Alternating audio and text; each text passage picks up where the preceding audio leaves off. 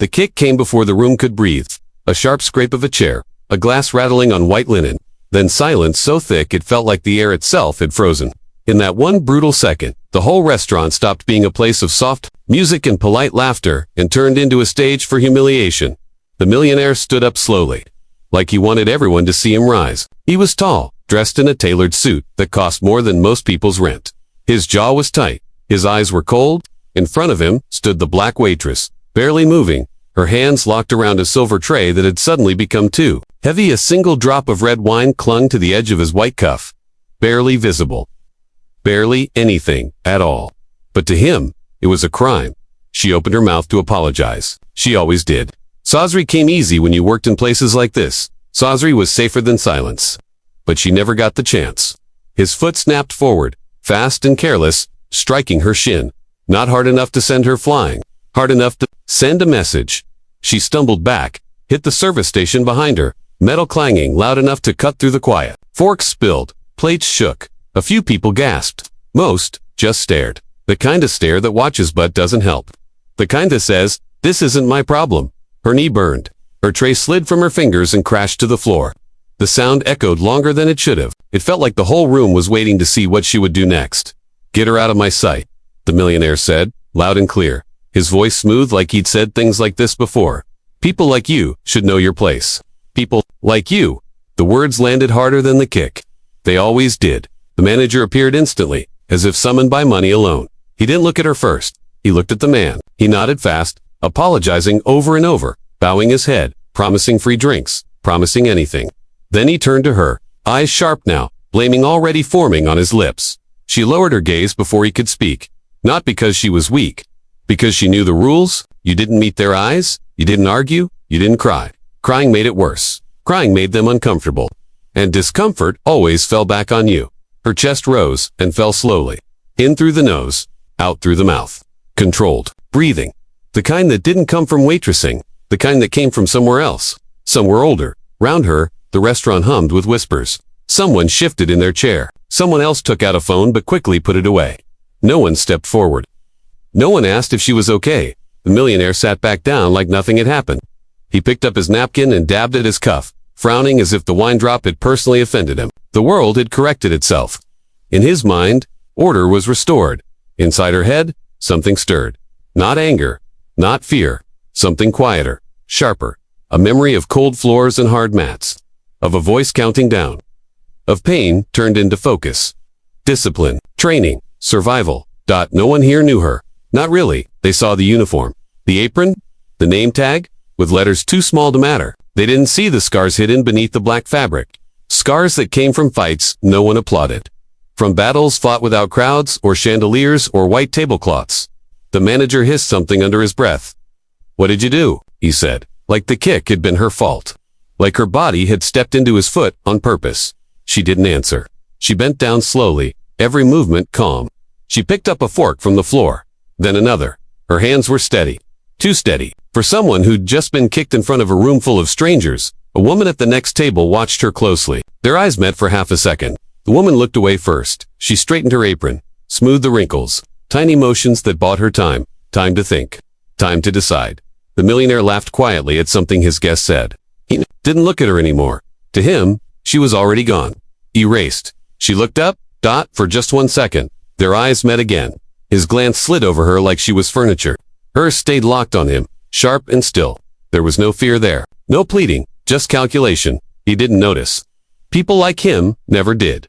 The manager grabbed her arm, not gently. "Go to the back," he whispered harshly. "Now." She let him pull her a step. Then she stopped. Her shoes planted firm on the floor. Not dramatic, not loud, just solid. "I'll clean this," she said quietly, gesturing to the mess. Her voice didn't shake. That surprised him. He hesitated, confused by her calm, then scoffed. "Just do your job," he said, already turning away. She knelt again, gathering broken pieces. Her knee throbbed with each movement. Pain radiated up her leg, but she welcomed it. Pain was familiar. Pain was honest. Pain told you where you stood. As she worked, memories flickered behind her eyes. A different room. No music, no smiles. Just sweat and breath and impact. A coach's voice telling her to keep her head down. To stay ready. To never react in anger. To wait. She stood once more, holding the tray now cleared of danger. The restaurant noise slowly returned. Conversations restarted. Laughter forced its way back into the air. Ramona was already being buried, but something had shifted. Ramo and I finally looked at her again, annoyance flashing across his face. "Why is she still here?" he asked. She met his gaze fully this time. "I'm finishing my section," she said. The words were simple, but the way she said them made the manager stiffen, made the table go quiet again, made the millionaire tilt his head, confused by a resistance he didn't expect. "Excuse me?" he said. She didn't repeat herself. She just stood there, silent. UNMOVING. For the first time that night, the power in the room wavered, just a little. Like a crack forming in glass, the millionaire leaned back, eyes narrowing, a smile creeping onto his face. "Interesting," he said. "You've got nerve." She said nothing. Inside her chest, her heart beat slow and steady. She wasn't planning anything. Not yet. She was just ready. Ready in a way no one there could understand. Because the thing about moments like this is that they feel small when they happen. A kick, a spill, a few cruel words. But sometimes, those moments are the beginning of something bigger. Something no one sees coming. And as she stood there, under the weight of their stares, one truth settled deep inside her. This wasn't over. The manager's hand clamped around her elbow and pulled her toward this side. His mouth close to her ear, his voice low and sharp like a knife meant to cut without being seen. He told her she should have watched herself. Told her she should have known better. Told her she had provoked a valuable customer. Valuable? That word hung between them, heavier than the chandeliers above. He didn't ask if she was hurt. He didn't ask what happened. His eyes flicked past her shoulder, checking to see if the man with the money was still watching. He was the millionaire, hadn't even gone back to his seat. He stood there in the open arms, crossed, chin lifted, enjoying every second of it. This was his favorite part, the part where authority bent, where staff scrambled, where managers shrank. He smiled like a man watching a well-rehearsed show. "You're fired," the manager whispered, anger mixed with fear. "Now, before you make this worse." She nodded once. Slowly. Too slowly, for someone who'd just lost their job. Too calmly for someone who'd just been humiliated in front of a room full of strangers. That calm made the manager uncomfortable. Around them, the restaurant pretended nothing was happening. Forks lifted. Glasses clinked. Eyes slid away at the last second. A few people watched openly. Curiosity brightened their faces, as if this was part of the night's entertainment. Dinner, and a show. The millionaire scoffed loud enough for the room to hear. "Unbelievable," he said, shaking his head like he was the victim. "I come here for excellence, not incompetence." The words rolled through the room, unchecked. No one challenged them. No one corrected him. Excellence lived on his side of the table. Incompetence wore an apron. She turned to leave. One foot moved, then the other. Her knees screamed with every step, but she kept her face still. She just wanted to get to the back, to the door, to anywhere that wasn't under those lights. But his voice chased her down, sharp and cruel, cutting through the air. "You should be grateful I didn't call the police." That's when she stopped. Not with drama, not with anger, just enough to turn her head. Just enough to look at him again. The room felt smaller suddenly, like the walls had crept in. Conversations faded. Even the music seemed to lower itself, as if it knew something was about to happen. "Sir," she said quietly. Her voice didn't rise. It didn't shake. "You assaulted me." The words landed soft but heavy, like stones dropped into water. For a beat, there was silence. Then laughter broke out at his table. Sharp, dismissive, comfortable. The kind of laughter that comes from knowing you're protected. "You think anyone would believe you?" he said, smiling now, not amused. Certain. Room leaned toward him. You could feel it. Money had gravity. It pulled belief in its direction. It bent truth. It told people what was real and what wasn't worth hearing. She looked around. Faces avoided hers. A man cleared his throat. A woman stirred her drink too fast. No one spoke. No one nodded. No one backed her up. Security stepped closer. Not to him, toward her. They didn't touch her yet. They didn't need to. Their presence said enough. "You don't belong here anymore. You're the problem now." That was the moment the air changed. The waitress took a slow breath. In through the nose, out through the mouth. Just like she'd been taught years ago, in a windowless gym that smelled like sweat and old mats. Heart rate down. Muscles loose. Mind clear. Don't react. Assess. Stay ready. She reached up and untied. Her apron knot slipped free, easy. She folded the fabric once, neat and careful, and placed it gently on the counter beside her. The sound it made was barely a sound at all, but it felt louder than the laughter had been. "I don't want trouble," she said, "but I won't be disrespected." Her words were plain. Honest. They didn't ask for permission. The millionaire raised an eyebrow, amused again. He loved moments like this. Loved when people forgot who they were dealing with. Or what? He asked, taking a slow step toward her. He expected her to flinch. To back up? To apologize. That's how this always went. She didn't move. The manager's face went pale. Please, he whispered, unsure who he was pleading with. Her? Him? The situation itself. Security closed in another step. Their hands hovered near their belts. They were ready to grab her, escort her out, erase the discomfort as quickly as possible. The millionaire took another step. Close enough now that she could smell his cologne. Expensive, sharp, overconfident. You think you're brave? He said softly, so only she could hear. You're nothing. She looked at him. Really, looked at him. At the smooth hands that had never known consequence. At the eyes that had never needed to look down to survive. She felt the anger rise then. Not wild. Not loud. Focused. Controlled. The kind of anger that didn't cloud judgment. The kind that sharpened it. In her mind, she heard her trainers. voiceagain.com/steady. Don't mistake quiet for weakness. And never let them rush you. She stayed still. Around them, the room held its breath. People sensed it now.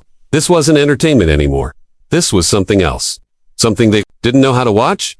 The millionaire smirked, mistaking her silence for surrender. He shifted his weight forward, chest out, ready to assert himself one last time.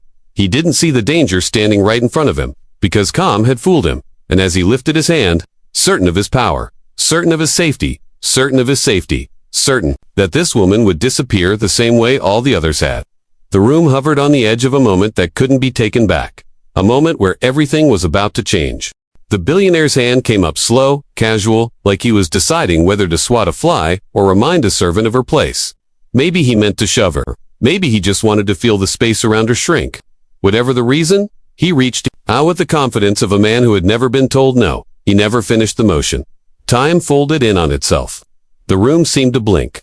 In one clean movement, she stepped just off his line, her body turning like it remembered something her mind didn't need to think about. His wrist was suddenly caught, not squeezed, not crushed, just held with exact pressure. His balance shifted before he understood what was happening. Then the floor rushed up to meet him. The sound was deep and final. A heavy crack against marble. That echoed through the restaurant like a slammed door. Glasses rattled. Someone screamed. Someone else dropped a fork.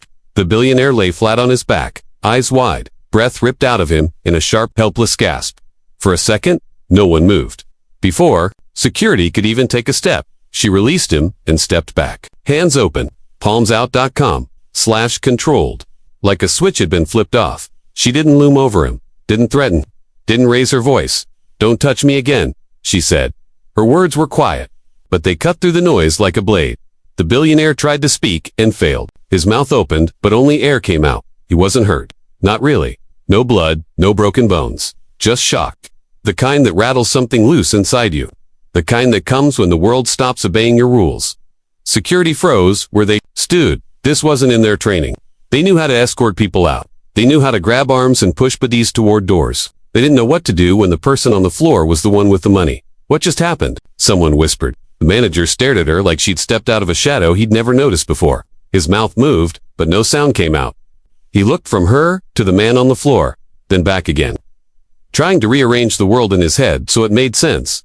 She stood still. She didn't run. She didn't apologize. She didn't look for approval. Her breathing was steady. Her eyes were clear. Phones came out now. No one hid it anymore. The moment was already escaping the room, traveling fast, taking shape in other people's hands. The billionaire finally sucked in a breath, sharp and angry. Arrest her, he croaked, pushing himself up on one elbow. She attacked me. The words hung there, weak. They didn't carry the weight they had moments ago. Security looked at each other. One of them glanced down at the man, then back at her. Hesitation crept in. Doubt. Sirens wailed in the distance, growing louder with every second. Someone had called. Maybe more than one person. The restaurant felt smaller now, tighter, like the walls were listening. She didn't move when the police arrived. She stood where she was, hands still visible, posture relaxed. The officers took in the scene fast. The man on the floor, the shaken staff, the phones recording, everything. The silence that followed her like a shadow. Witnesses started talking, all at once. Overlapping voices. Conflicting stories. But there were patterns. A kick. A shove. A woman trying to lead. A man crossing a line. Video surfaced within minutes. Clear angles. Clear sound. The kick replayed in slow motion. To fall. The stillness after truth doesn't need much explaining when it's caught on camera. The billionaire's face hardened as he watched himself on the screen someone held too close. He looked smaller there, angrier, less in control. He demanded lawyers, demanded respect, demanded this be handled quietly. It wasn't. At this station, the lights were harsh and unforgiving. She sat straight in a plastic chair, hands folded in her lap. Her knee ached now that the rush had faded. Her body reminded her of what it had done, what it still remembered how to do. An officer flipped through a tablet, pausing suddenly. He looked up at her, then back down again. Then he said her name out loud, slow, like he was tasting it. You used to fight, he said. It wasn't a question. She nodded once. National Circuit, he continued, eyes scanning the screen. MMA self-defense instructor. The room shifted again. The story filled in around her, like missing pieces, clicking into place. The injury that ended her career. The surgery's insurance wouldn't cover. The bills that piled up, the quiet exit from a world that cheered her strength only when it was useful to them. Waitressing wasn't a dream. It was survival. I don't fight anymore, she said calmly. Only when I have to. The officer nodded, understanding more. Then he led on. Across the room, the billionaire sat stiff and red-faced. His suit wrinkled now, his confidence leaking out in small, ugly ways. His lawyers arrived loud and fast, talking over everyone, throwing around words like misunderstanding and overreaction. They watched the videos, too. Their voices lowered. Their shoulders tightened. One of them stopped talking altogether. Charges were read, assault, public disturbance. Words that sounded strange when aimed at someone like him. The billionaire protested, threatened, promised consequences. None of it landed. Public humiliation has a way of turning power inside out. What he thought was a private moment of control had become a public lesson. One he couldn't buy his way out of. Hours later, she stepped outside into the night. The air was cool, clean. It filled her lungs in a way the restaurant never had. The city hummed around her, unaware and alive. She stood there for a moment, letting it sink in, letting the weight lift off her shoulders. For the first time in years, she wasn't shrinking herself to fit someone else's comfort. She wasn't apologizing for existing. Behind her, doors closed, papers shuffled. Conversations continued without her. Ahead of her, the street stretched on, open and uncertain. She squared her shoulders and took a step forward, not knowing what came next. Only knowing one thing for sure. She would never make herself small again. The video didn't spread because of the fall. It didn't spread because of the technique or the clean sweep or the way his body hit the marble. It spread because of what came before. The way his foot moved without hesitation. The way his face held no doubt. The way he spoke like the world owed him obedience. People watched it again and again, not to see violence, but to see truth. To see how easily power forgets humanity when it thinks no one is watching. By morning, the clip was everywhere. Phones buzzed. Screens glowed. Comment sections filled with anger, with recognition, with names of people who had lived versions of that moment in silence. The internet didn't argue this time. There was nothing to spin, nothing to soften. The arrogance was clear. The cruelty was clear, as so was the restraint on her face when she finally stood her ground. Sponsors moved fast. They always did when the story was no longer safe. Logos vanished from websites overnight. Partnerships ended with quiet emails and careful wording. The billionaire's name began to disappear from the places where it once opened doors. His board called an emergency meeting, not to ask if the woman was okay, not to question the culture that had allowed him to behave that way. They asked how to stop the bleeding. They told him he had to apologize. He stood behind a podium days later, lights hot on his face, hands gripping the edges like he might slide away if he let go. There was no laughter behind him now. No friends, slapping his back, no confident smiles. Just cameras. Just silence. Just the sound of consequences. Finally catching up, he read the words. They gave him regret, misunderstanding, lessons learned. His voice didn't shake, but something else did. The image he'd spent years building cracked right down the middle. People watched with crossed arms and tight mouths. Some wanted more. Some wanted him gone. No one applauded. Cross town, the woman at the center of it all watched none of it. She was home, sitting on the edge of her bed, phone face down beside her. The noise had gotten loud. Too loud. She needed quiet. She needed to remember who she was before the world decided to look. Weeks passed. Then the call came. It was from a small community gym on the east side, the kind of place with peeling paint and cracked mirrors and heart in every corner. They had seen the video. They had heard about her past. They wanted her to train young women. Girls who walked home too fast. Girls who had learned to keep their keys between their fingers. Girls who had been told to be polite, even when they were afraid.